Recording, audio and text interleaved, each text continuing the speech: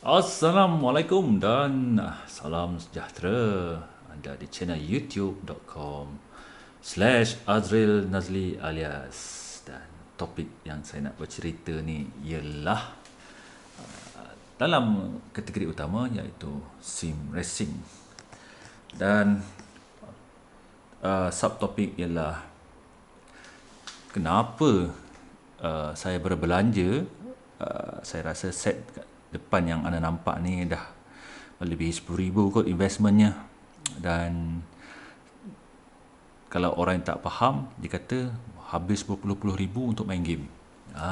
Ni yang susah saya nak bercerita ni untuk justify pelaburan benda depan anda, depan apa yang anda nampak ni. So kat depan ni adalah kokpit perlombaan secara virtual, dipanggil sim racing. Sim racing tu singkatan daripada simulation racing lah. Kita berlumba kereta menggunakan fizik-fizik yang ditentukan oleh perisian ataupun software. Dan hardware depan ni, kalau macam saya kalau bercerita pasal hardware high-end sikit ni mesti kena kecam. Dulu-dulu lah kalau saya post direct drive saya ni, sekejap lagi mesti ada bunyi di belakang. Pakai G227 pun dia lagi laju daripada saya. Memanglah saya tak nafikan pakai DFGT pun saya kalah. Jadi kadang-kadang saya nak post benda-benda yang saya upgrade ni pun fikir 2-3 kali kan, nanti orang cakap menayang pula tapi tak laju kan. Jadi perasaan serba salah tu agak lama jugalah. Tapi saya bercerita, saya hanya selesa share di grup WhatsApp saya yang saya tahu semuanya satu kepala dan semuanya memang minat sim racing dan tak anggap benda tu game. Jadi dalam dunia gaming ni dia masalah toxic punya, kata apa tu cakap environment lah. Dia macam tak boleh tengok orang lain lebih macam tu. Macam contohnya aku pakai mouse cak ayam ni pun dah boleh key death ratio pun tinggi. Pakai keyboard cak ayam pun boleh menang. Jadi dia ada unsur-unsur macam tu. Contohnya aku menang ni pakai G7 je. Contohlah kan. Memanglah boleh menang sebab anda memang laju dan anda tak rasa the needs untuk upgrade. Macam saya ni kalau tengok betul-betul, siap ada cockpit, siap ada seat, siap ada steering direct drive, siap guna VR, siap ada TV 55 inci khas untuk ni. Ya, benda tu namanya ada satu benda di bawah kategori besar namanya hobi tau. HOBI ataupun HOBBY, hobi. Hobi ni maksudnya kita berbelanja bila ada extra money untuk kita immerse. Immerse tu immersion. Kita nak immerse, macam katakan saya simulator kat depan ni anda nampak ni, saya cuma bawa Mazda MX-5 je, dekat dalam satu simulator je saya ada, iaitu iRacing. Tiap-tiap bulan saya bayar RM23 ataupun saya dah beli setahun terus bayar RM169. Nanti orang cakap game free ada macam S1 Corsa, asal nak bayar pula kan. Macam tu pun saya susah nak argue lagi. Lepas tu kita nak cerita justifikasi saya membeli peralatan ni kan. Okay. Yang pertama yang paling saya utamakan ialah sitting position. Saya nak duduk macam mana rear race car driver duduk. Jadi saya dah membuat kajian, memang hampir macam ni lah. Okay, dia condong sikit, sitting ni rendah dan dah mengikut ketinggian saya 180 cm dan kaki saya mudah nak heel lentur. Kalau tengok pedal saya tu, clutch dia tiba-tiba lain, pedal throttle dengan brake lain pula dia punya tapak dia. Pelaburan terbesar kat dalam ni ialah sistem steering ni, motor bawah ni dipanggil direct drive.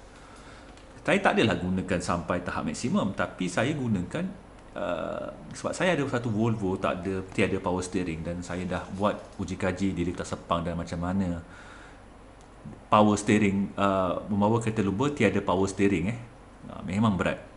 Saya rasa steering ni pun tak boleh replicate apa yang Volvo tu bagi dekat saya.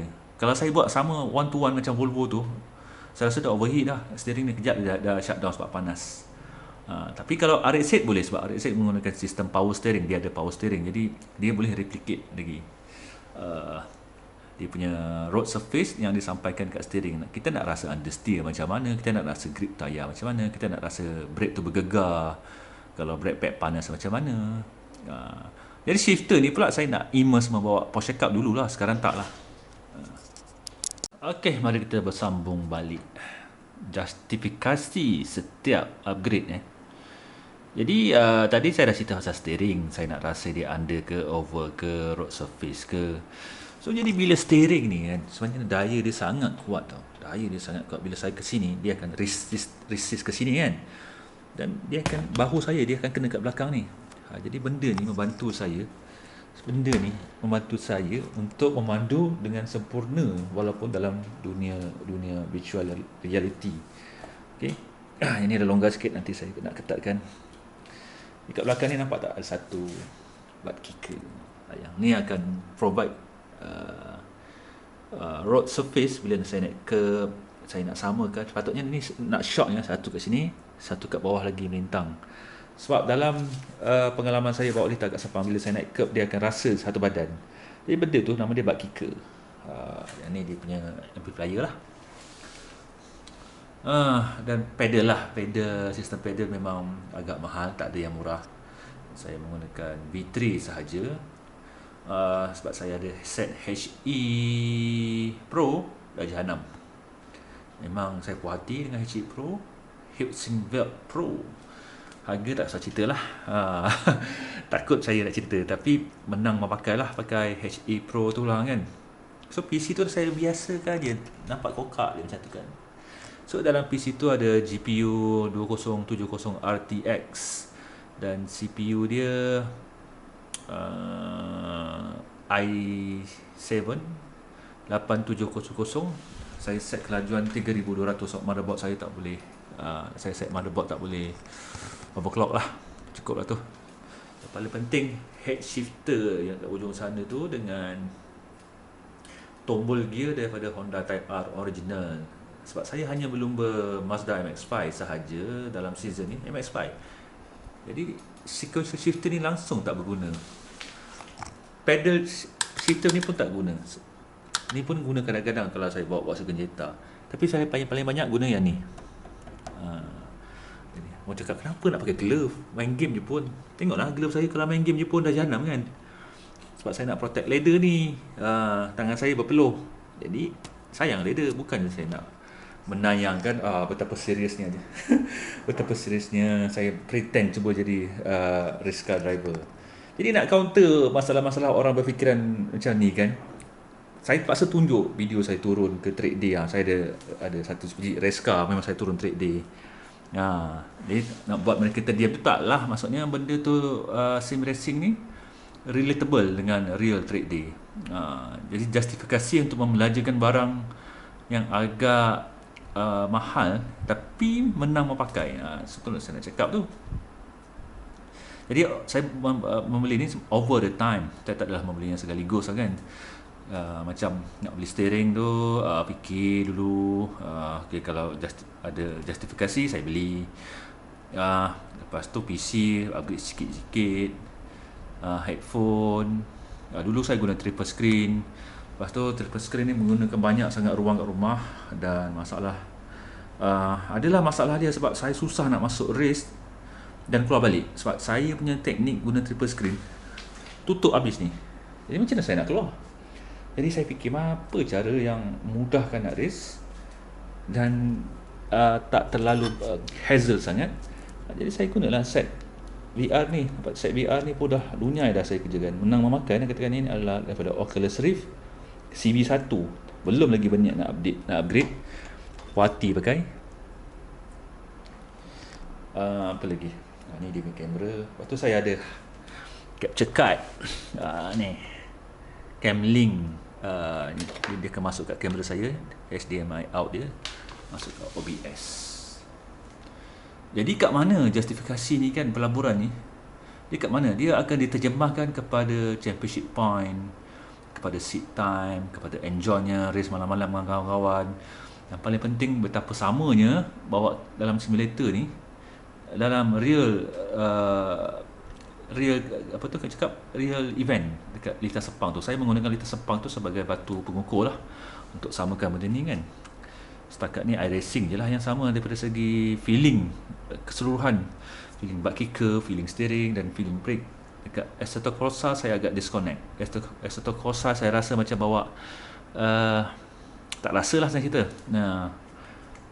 Walaupun Assetto Corsa litar Sepang, tapi saya tak rasa macam betapa engage yang saya dalam iRacing. Jadi sebab tu saya sanggup bayar tiap-tiap bulan subscribe iRacing, sebab saya nak feeling tu sama macam saya turun track day, nak sama dengan competition yang lagi, competition melawan apa tu orang lain. Kita lawan human saja, kita tak ada lawan AI. Jadi behavior berlawan dengan human tu akan mengajar kita lagi cekap, insyaAllah lah kan. Jadi itu dah ya, saya nak bercerita pasal justifikasi dan kenapa saya spend a lot dalam upgrade saya punya apa tu arsenal untuk sim racing. Kenapa tak guna G27? Dah habis cerita, call it a day dan race lah puas-puas. Sebab dah namanya hobi kan, dan saya menuju ke immersion, dan saya bukan menuju kepada apa yang aku boleh cheat dengan benda ni.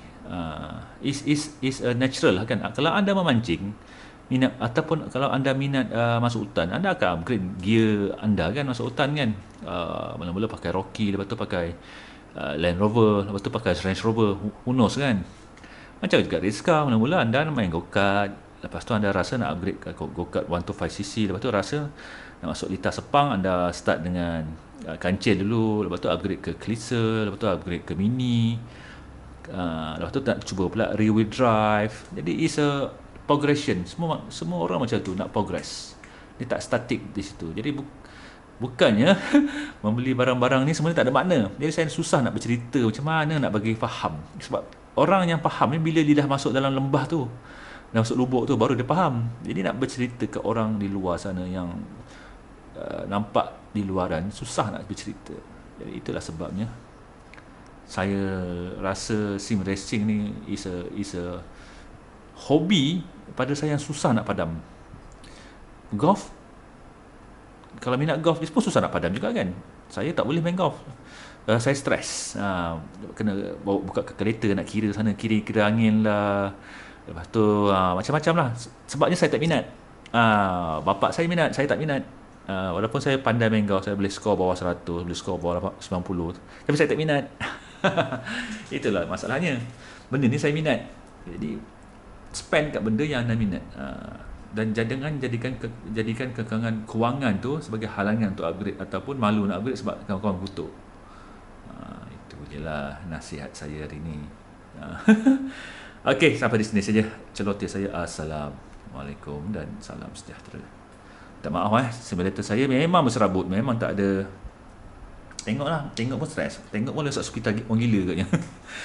tak ada apa ni, tak ada wire apa tu orang cakap, cabling punya order lah. Memang serabut lah. Sebab saya hanya pakai VR, masuk, buka aircon, buka kipas, jalan. Race. Okey, sampai sini saja.